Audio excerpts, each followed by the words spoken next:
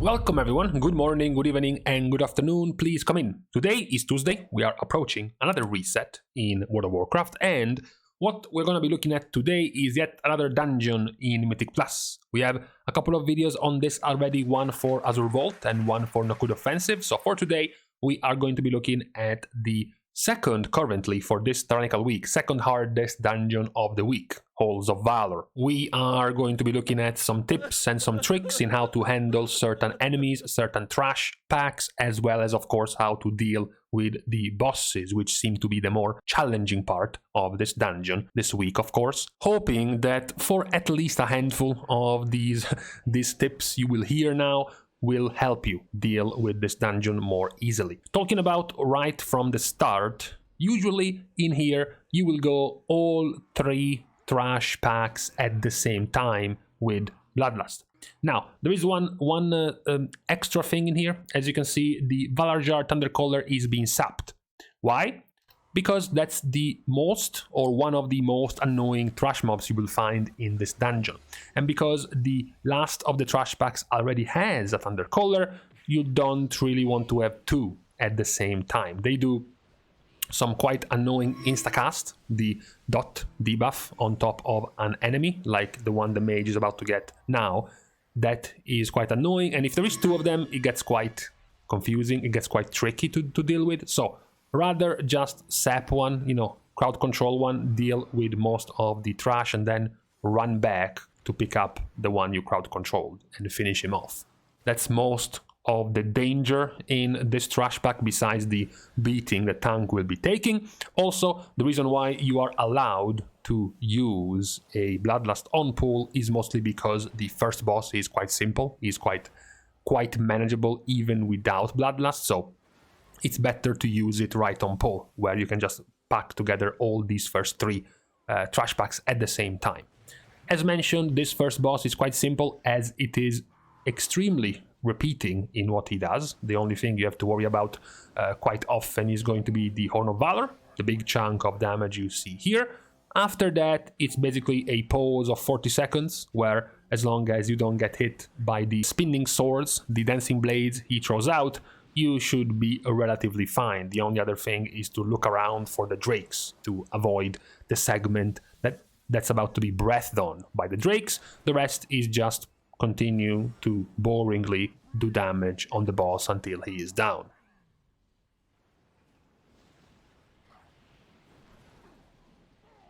Now, once this boring boss is down, as you can see here, you have a choice, left or right. The answer is almost always right. Why? Because left has a Thundercaller. As we mentioned, Thundercallers are bad, so you want to go right, because there's going to be a Mystic instead of a Thundercaller. Mystics are quite cool, they don't really do too much. In fact, one of the things they do, Rune of Healing, even helps you, because you can just kick them out of the Rune of Healing and keep it for yourself, like it's going to happen right here. So it's much better to have to defeat than a Thundercaller. That's on the left. Most of the threat in here, because there is no Thundercaller, will be on the Rune Carver. The Rune Carver is the one that casts Hatch. The channeling, the ticking damage cast, that's quite dangerous, especially in fortified weeks. So that's the most of the threat you will have to worry about in here. The other part of the threat is, of course, something quite familiar. You might have seen many DPS players get one-shot by, which is the Mortal Hue. This thing right here, the frontal, which is going to quite often one-shot some of the melee DPS which strayed in front of the pack and got hit by the frontal.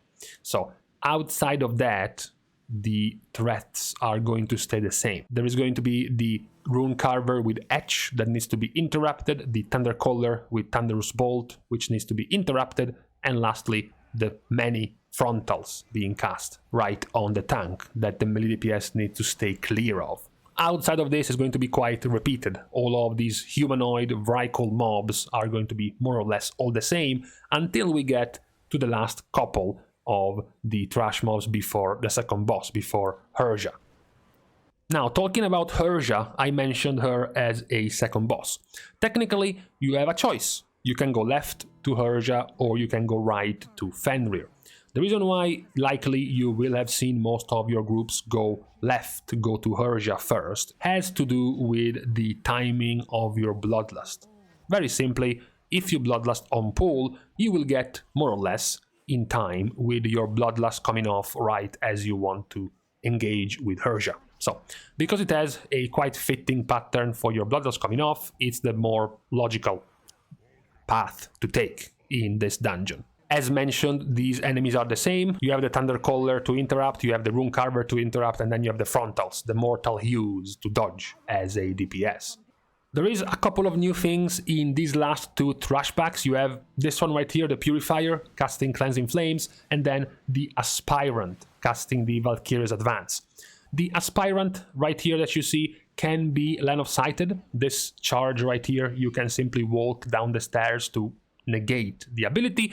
Unfortunately, she will keep spamming it until she actually gets it off once. So eventually it can actually lead to you losing a lot of DPS if you keep lost in this. You can do the other way, which is trying to simply stay as close as possible to the rest of the group while she's casting this on you. So you will make her stay close to the rest of the enemies rather than going away to Africa, so you can continue to AoE her down. It might become, of course, much better for you to line of sight it on fortified weeks, where the charge will be much more threatening.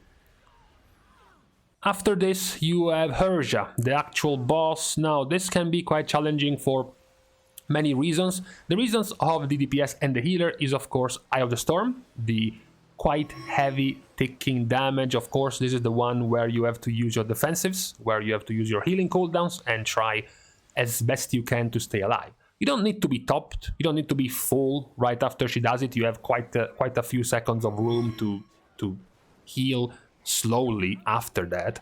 The only thing that matters after the Eye of the Storm is the other dangerous thing in this encounter, which is going to be on the tank, and that's going to be the Shield of Light. So the mega beam of damage going straight to the tank. You might have seen also many tanks dying eventually from Shield of Light because they will run out of defensives to use for the Shield of Light. That's another problem in this fight on Tyrannical, the amount of damage the Shield of Light will be doing. Outside of this, Sanctify to dodge the orbs and Expel Light to take a bit of damage inside the circle are not that dangerous. We are back to the most dangerous part of the encounter, the Eye of the Storm. Again, as a healer, you simply have to prepare and spread all of your cooldowns to be ready and to use right when she does this. And as a DPS, you have to save your health stones or health potions or defensives whenever Eye of the Storm is going to happen, which should happen at least 3 times generally throughout the fight. So just account for 3 different instances of Eye of the Storm whenever you are fighting Hyrja. Now, after Hyrja, you have a period where basically nothing happens until you reach this part right here. You simply go right in the middle of the dungeon, you deal with the rest of the humanoid mobs we just looked at and what you need to take care of when fighting those mobs until you reach the dogs, also known as wolves. Now, they only have basically one dangerous thing they do, the leap they do. One, or rather the only helpful thing with those leaps are that they can be avoided, okay? You can dodge them. This will become quite helpful next week on Fortified, where that leap will be doing much more damage. Basically, if you stay at max range, or if you stay far enough away, you can run left and right to essentially avoid them. Why? Because the leap is not instant. It's traveling, okay? They are charging to you. They are charging to your location, which means, as you can see now, it's been 2 or 3 charges where they did no damage. Because if you keep running left and right, by the time they reach you, you will have gone away and the leap won't actually damage you. That's gonna be quite handy, as I said, especially next week on Fortified, especially if you want to pull them, if you want to be a Chad and pull like 7 of them at the same time, you will have to do quite some zigzagging left and right to dodge the damage of these wolves. Now, on to this boss Fenryr. He has, of course, two primary things to keep an eye out of. One is going to be, of course, the Ravenous Leap, the most important one. Now, the strongest way to deal with this is to simply have specs and classes like rogues, which can, for example, vanish the charge. So, if the dog is going to target the rogue first for the chain of charges, the rogue can simply vanish. The mage can simply use greater invisibility and simply cancel the whole thing. As you can see now, we have 0 bleeds on us because the rogue cancelled it. The other dangerous part is going to be Claw Frenzy. That's going to be the big AoE damage spread around the enemies. That's going to be the dangerous part. Once again, the rogue is the one being targeted, and once again the rogue cancels the whole thing. So once again we take no bleed damage from the whole mechanic. Scent of Blood is of course the chase. That's another thing that can be nullified by things like the rogue right now. Evasion, it can be nullified by Ice Block, it can be nullified by Aspect of the Turtle. You can simply stand in place and let him basically do nothing.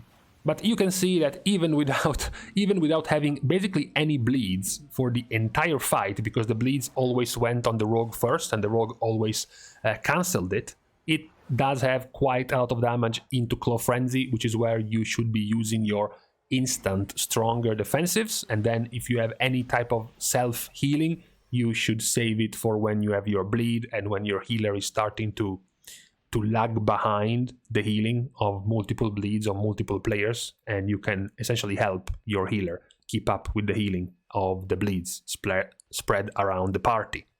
Now we reach the 4 mini bosses before the last 2 bosses of the dungeon. This is where you do the beer cheese. As you can see now, a beer that you pick up downstairs will be thrown at King Ranulf right here. King Ranulf has just become unfriendly. He's now orange. If you drag one of the other bosses you activate in front of him, he will start to auto-attack him, as you can see here. After he's done with that, he will actually activate. Normally, you have to defeat one of them to activate the second, but here, he activates after that. He becomes active, and now you can start defeating them at the same time. And as soon as one of them dies, you can immediately start activating the third one.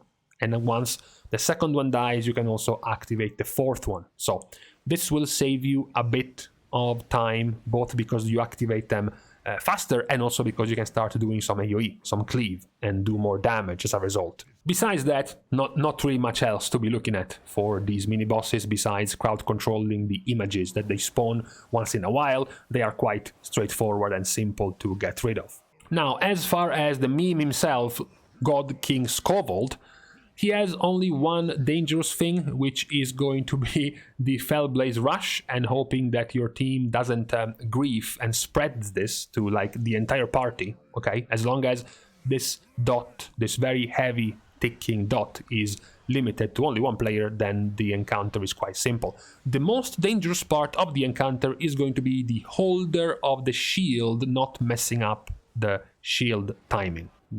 This is quite often a case, especially when you are playing with tanks like Vengeance Demon Hunters, trying to use things like Fell Devastation while they activate the shield.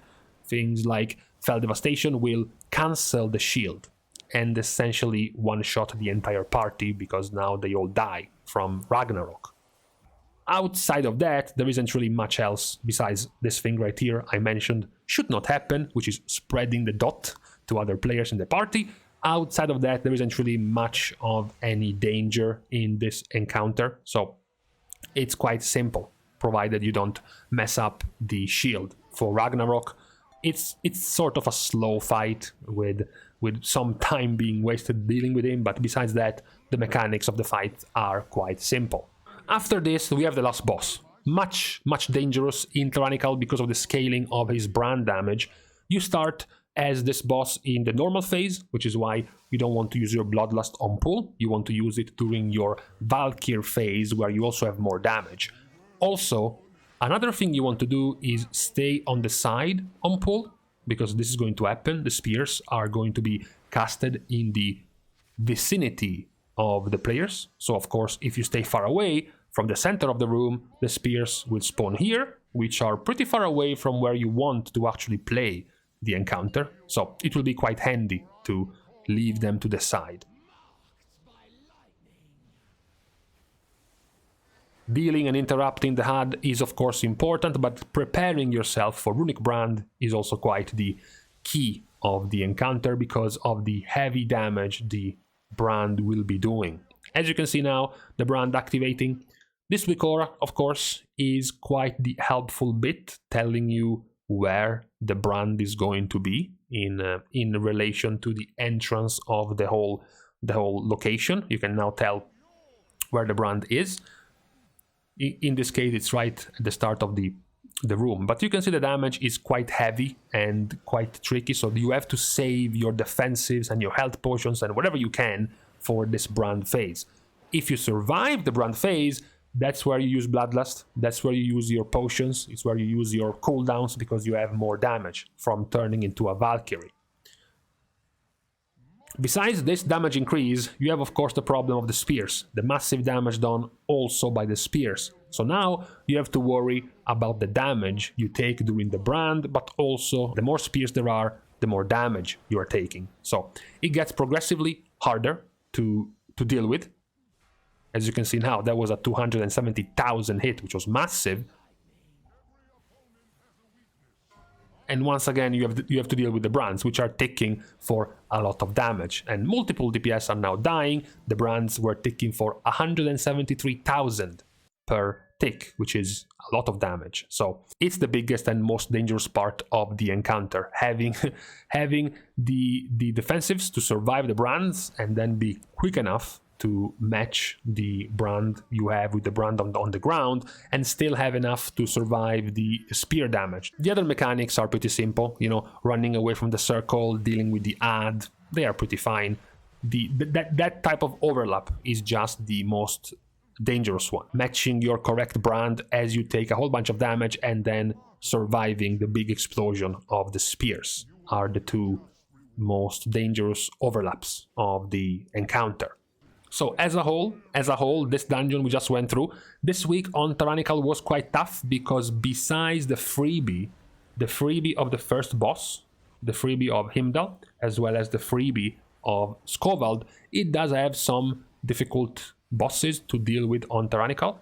Hyrja is quite threatening for the AoE damage phase she has, and then you have Fenryr, which is also quite threatening because of the bleed, especially if you don't have players and specs like rogues and mages that can reliably cancel the bleed. It can become very dangerous in Tyrannical. And then of course the last boss, the amount of damage you can take from the brand followed by the spears is very high, so you need quite some tanky specs and or a good usage of defensives and health potions and whatnot to survive. In Fortified this week, it won't be nearly as bad. It will be an easier dungeon on Fortified than it will be on Tyrannical. But still, I hope that with some of the tips and some of the secrets and some of the adjustments you might have learned in this video, you will go into your next Souls of Valor and be a little bit better at handling some of these mechanics. Of course, the key will still be depleted, you still won't time it, but at least now you will have more knowledge about the dungeon itself. So, with this being said, we can now stop for today's video about Halls of Valor, and I will leave you to the rest of your reset day in NA, and I guess to the rest of the last day before the reset for EU players. So, we are starting our goodbyes as usual by thanking all of my Patreon supporters for contributing and for helping the growth of this channel. You can still support if you don't want to take money away from your favorite e-girl simp fund. You can still support without spending any money by liking and commenting down below, as well as subscribing to the channel itself. These are still fine ways to show your support. I am also found to be followed on Twitter. That would help as well, and you can also get notified on, for example, whenever I go live on my stream. And lastly, as a reminder, I do also stream live on Twitch. Generally, I start around 10 PM Central European Time, 1 PM Pacific, and 4 PM Eastern US time zones. With this out of the way, thank you guys again for watching. See you guys soon, and in the meantime, okay, fine, the tooth pain is almost gone, but now I need to fix my sleep schedule because it's a disaster right now.